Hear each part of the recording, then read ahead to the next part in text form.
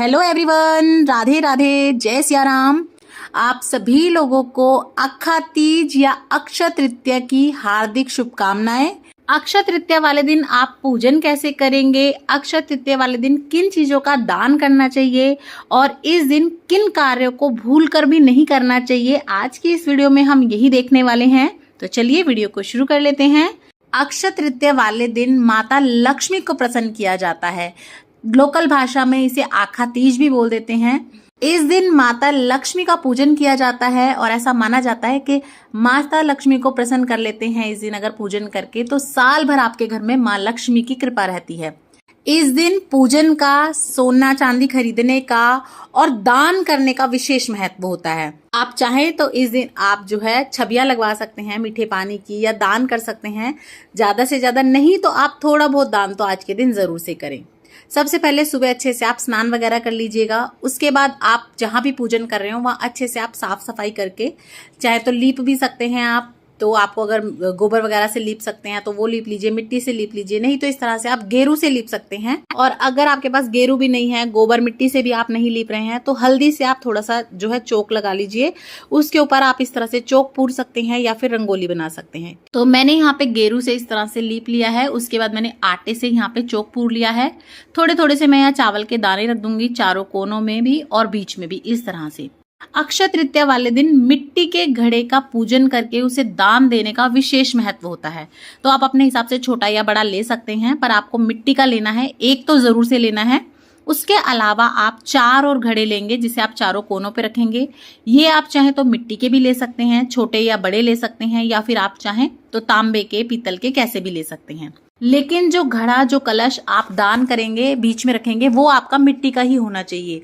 Size आप अपने हिसाब से ले सकते हैं, छोटा या बड़ा। हो सके तो इस तरह से दीजिएगा, आपके सामने वाला जिसे भी आप देंगे वो यूज कर सके, पानी वगैरह भर के पी सके। उसके अलावा देखिए मैंने 4 घड़ों पे और इस तरह से कलावा बांध लिया है। सभी पे आपको अच्छे से कलावा बांध लेना है, कोरे मटके का पूजन नहीं करते हैं। उसके बाद शुद्ध साफ जल से हम इन्हें भर लेंगे। तो मैंने 5 घड़ों को भर लिया है, बीच वाला मिट्टी का भी और जो मैं साइडों में रखूंगी वो भी। और जैसे कि मैंने आपको बताया, आप तांबे का, पीतल का या मिक्स धातु का या स्टील का कोई भी ले सकते हैं, या मिट्टी की छोटी कुलियां आती हैं वो भी ले सकते हैं। थोड़े से चावल का आसन देते हुए हम भगवान गणपति को विराजमान करेंगे। उसके बाद हम सबसे पहले अपनी जोत जोड़ लेंगे ताकि दिया हमारा साक्षी बने। भगवान गणपति का पूजन करेंगे। सर्वप्रथम उन्हें हम चंदन से, रोली से तिलक लगाएंगे, चावल लगाएंगे। उसके बाद हम अपने कलश पे भी इस तरह से स्वास्तिक बना लेंगे। मैं यहाँ चंदन का उपयोग कर रही हूँ क्योंकि आज के दिन चंदन से पूजा करने का विशेष महत्व होता है। भगवान लड्डू गोपाल का भी आज के दिन चंदन से श्रृंगार किया जाता है क्योंकि ये ठंडा रहता है, और जितनी भी ठंडक वाली चीजें होती है ना, आज के दिन उनका पूजन और दान किया जाता है। अक्षय तीज या अक्षय तृतीया वाले दिन सोने की चीजें खरीदना, चांदी की चीजें खरीदना भी बहुत शुभ माना जाता है। तो अगर आप नहीं खरीद रहे हैं तो उसका पूजन कीजिएगा, नहीं तो जो आपके पास पहले से, आप उसका भी पूजन कर सकते हैं। आप चाहें तो लक्ष्मी माता की कोई मूर्ति या फोटो भी ले सकते हैं, नहीं तो इस तरह से चांदी के सिक्के वगैरह पे बनी होती है लक्ष्मी माता की तस्वीर, तो आप उनका भी पूजन कर सकते हैं। और साथ में गणपति भगवान का करेंगे क्योंकि उनके बिना तो कोई भी पूजा संपन्न नहीं होती है। सबसे पहले हम तिलक लगा देंगे चंदन से, रोली से, कलावा अर्पित कर देंगे भगवान गणपति को। और जो भी आप सोने चांदी का पूजन कर रहे हैं उनको अच्छे से कलावा अर्पित कर देंगे, फूल अर्पित कर देंगे। इस तरह से अपने कलश का आप अच्छे से पूजन कर लीजिएगा। भगवान विष्णु का आज के दिन विशेष रूप से पूजन किया जाता है। कई लोग अपने घर में भगवान सत्यनारायण की कथा कराते हैं आज के दिन, तो आप वो भी करवा सकते हैं, खुद भी पढ़ सकते हैं। माता लक्ष्मी के आप किसी भी मंत्र का जाप कर सकते हैं, माला कर सकते हैं, नहीं तो आप सीधे सरल तरीके से इस तरह से पूजा कर सकते हैं। उसके बाद हम चने की दाल ले लेंगे और ये जो हमने 5 कलश रखे हैं, थोड़ी थोड़ी हम 5 कलश में इस तरह से चने की दाल डाल देंगे। और बाकी की दाल को हमें दान करना होता है। आप अपने हिसाब से कितनी भी ले सकते हैं, कम या ज्यादा, ये भी हम साइड में ही रख देंगे जो कि हम बाद में दान करेंगे। साथ ही में आज के दिन कोई भी आप सीजनल फ्रूट दान जरूर करें। खरबूजा, आम, जो भी गर्मियों के फल होते हैं जिनसे ठंडक मिलती है, ककड़ी, खीरा, आप कुछ भी ले सकते हैं। तो आपको अपना जो बीच में कलश रखा है उस पे भी रखने हैं। साथ ही में ये जो हमने साइडों में कलश रखे हैं इन्हें भी आपको फलों से ढक देना है। आप आम रख सकते हैं, ककड़ी रख सकते हैं, कुछ भी, जो भी सीजनल फ्रूट आपको मिले वो आप इस तरह से इन पे रख सकते हैं। उसके बाद हम भोग लगा देंगे। मैंने यहाँ पे कलाकंद बनाया है, मैं उसका भोग लगा रही हूँ। आप चाहें तो खीर का, हलवे का, मिठाई का, किसी का भी भोग लगा सकते हैं। तो सभी को हम इस तरह से भोग लगा देंगे। उसके बाद अच्छे से धूप दीप दिखा देंगे। और जो भी चीज आप सोने की अगर इस दिन लाए हो तो उसमें भी आप थोड़ी सी चने की दाल जरूर डालें। ऐसा कहते हैं कि इससे आपकी जो सोने की चीज है ना वो कई गुना हो जाती है। धूप दीप दिखा के अच्छे से हम पूजन कर लेंगे सभी गहनों का, आभूषणों का। उसके बाद हम कुछ दक्षिणा निकालेंगे ताकि अगर कोई भी कमी रह गई हो तो वो दक्षिणा से पूर्ण हो जाए। हाथ में थोड़ी सी चने की दाल ले लेंगे, फूल ले लेंगे और फिर यहीं पर बैठकर हम आखा तीज या अक्षय तृतीया की कथा सुनेंगे। कथा का वीडियो आपको सेपरेट मिल जाएगा, वीडियो का लिंक डिस्क्रिप्शन बॉक्स में है, आप सुन सकते हैं। कथा सुनने के बाद ये जो कथा सुनी के दाने हैं ये थोड़े से हम भगवान गणपति के आगे, थोड़े से अपने कलश के आगे अर्पण कर देंगे और जो भी हमने पूजन किया है सभी चीजों पे थोड़ा थोड़ा छोड़ देंगे। उसके बाद प्रेम पूर्वक हम आरती करेंगे। सर्वप्रथम आप भगवान गणपति की आरती कर सकते हैं, उसके बाद माता लक्ष्मी की आप प्रेम पूर्वक आरती कर लें। सभी जने जो है इस तरह से हाथ जोड़ लें, क्षमा याचना कर लें कि अगर हमसे कोई भूल चूक हुई है तो भगवान हमें माफ कर देना, सद्बुद्धि देना और माता लक्ष्मी आप अपनी कृपा हम पर सदैव बनाए रखना।